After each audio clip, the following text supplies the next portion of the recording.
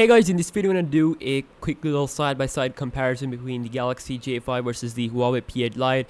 I was getting like huge number of messages on Facebook, so sorry about the delay of this video. I was kind of busy with other phones, so finally I had the time to compare these two phones here. So first of all, let me just talk about the price here, which is this one is coming at 22,000 PKR, which is around $220, and this one is coming at about like $250, which is about like 24,500 in Pakistan. So you can see that this one is a little bit expensive, but we're going to talk about if this one is worth that money or not.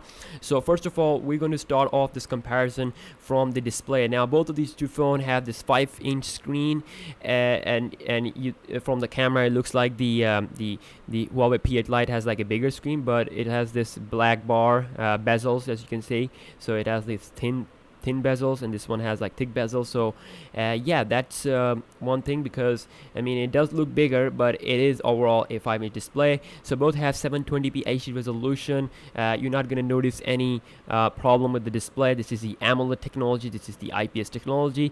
The AMOLED does provide us richer colors, and especially when you have like black background, it's gonna tend to save the battery and all that, and of course have outdoor visibility, extremely bright. So while the IPS display is good, but it's definitely not that good outside, especially the P8 Lite. But yeah, that's one thing to consider. And then also we got 294 PPI on both phones.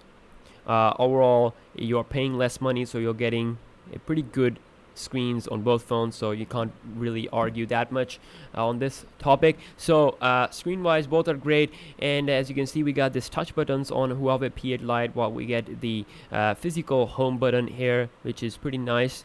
And then also we got the touch keys, the multitasking, and the back key. Now if we take a look at the phone's back here, so both phones have plastic build. The Galaxy J5 has a pure plastic plain build, like you don't even get like a texture back like we get with the Huawei P8 Lite. But just quickly show you, as you can see, this is having like a textured back here, and it feels like it has like having a good material. It doesn't feel that much cheap, and of course we do have glass here, so it is not that much cheap overall. And as you can see, it is using plastic on the side, and this one is using complete plastic on the back, and on the side there's no glass or aluminum. So but you can buy a gold color, which looks pretty shiny and looks like a good Samsung phone. So definitely other colors like white especially looks pretty much cheap. So while this one gives us this textured back and the glass, so with the combination of this stuff, this doesn't feel that much cheaper also. So side by side, if we compare both of these two phones, Huawei P8 Lite is slightly slimmer, coming at like 7.9, and this one is coming at 7.9, and P8 Lite is coming in at 7.7. so slightly slimmer, and at the same time slightly lighter, about 131 gram, and this is 146 grams. So definitely, if you hold both of these two phones in hand like this, you're not going to notice any difference in terms of the weight. Power key is positioned on the right, so you can easily reach it without any problem. And one thing that I don't really like here is that the volume rocker is also on this side. So I accidentally, press when I want to press power key, I accidentally press volume key, and when I have to press the volume key, I accidentally press the power key. So it's like, you just have to get through this. It will take some time, then you will get used to it.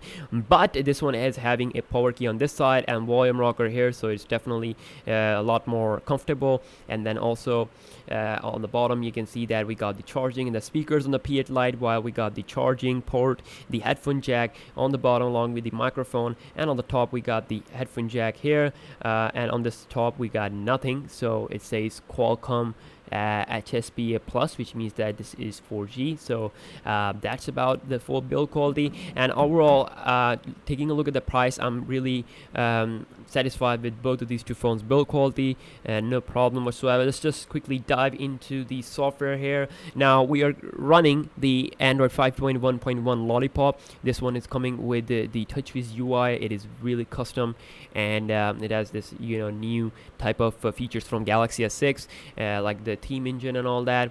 Very awesome. So as you can see. And on the other hand, here we have Huawei's Emotion 3.1 UI.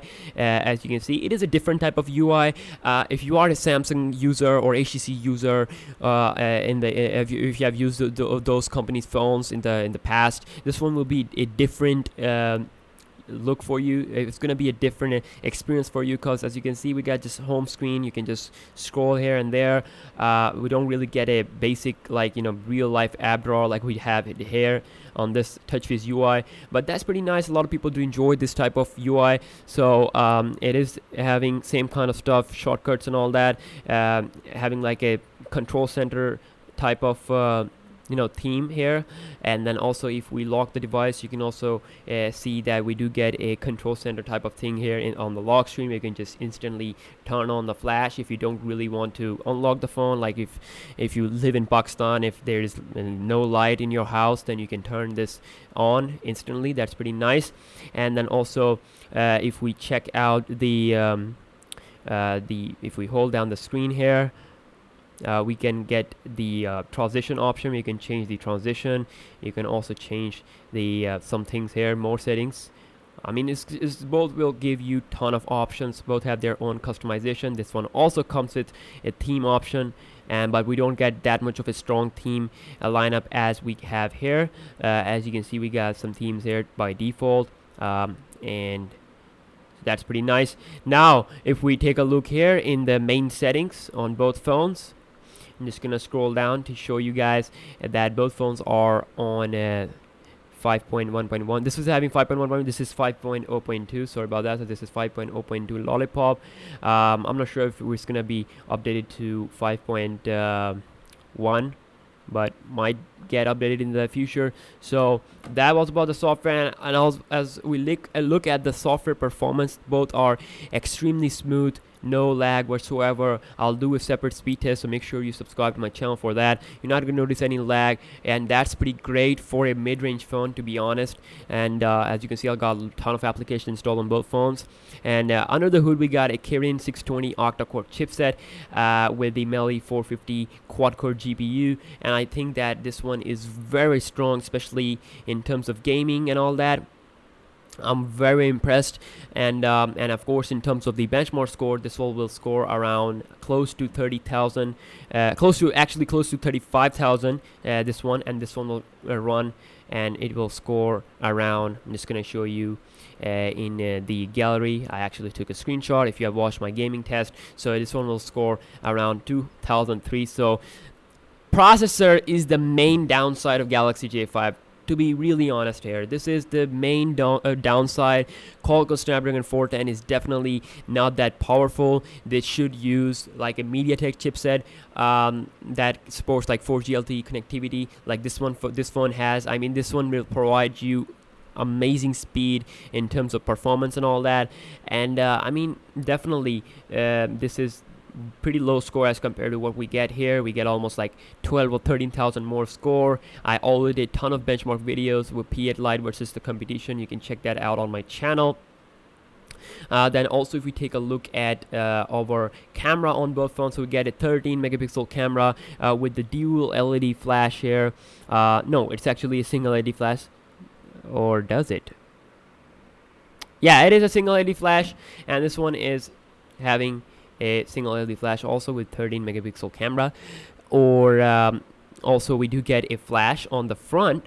Yeah, we got dual LED flashes here with the J5. One is on the front, one is on the back. The front one with the 5 megapixel camera is especially a killer.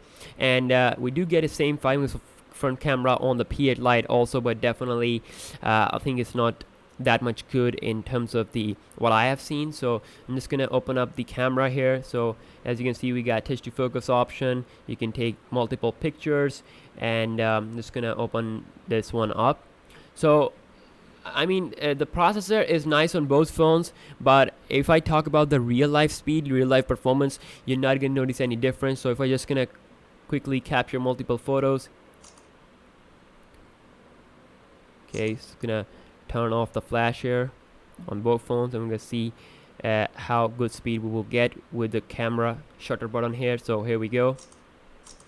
As you can see, the Galaxy J5 was way quicker there in terms of capturing photos. As I said, real life performance is definitely the thing that matters. It's definitely not that strong, but it has Samsung optimization. That's what I'm talking about here. And you can see we got a lot of features in terms of camera on both devices. You can also switch to the front camera here, and you can turn on this flash for bright selfies and all that, and definitely that is a edge over the P8 Lite. I already did a side-by-side camera comparison. You can check my channel out for that video. So you can see very smooth, no lag whatsoever.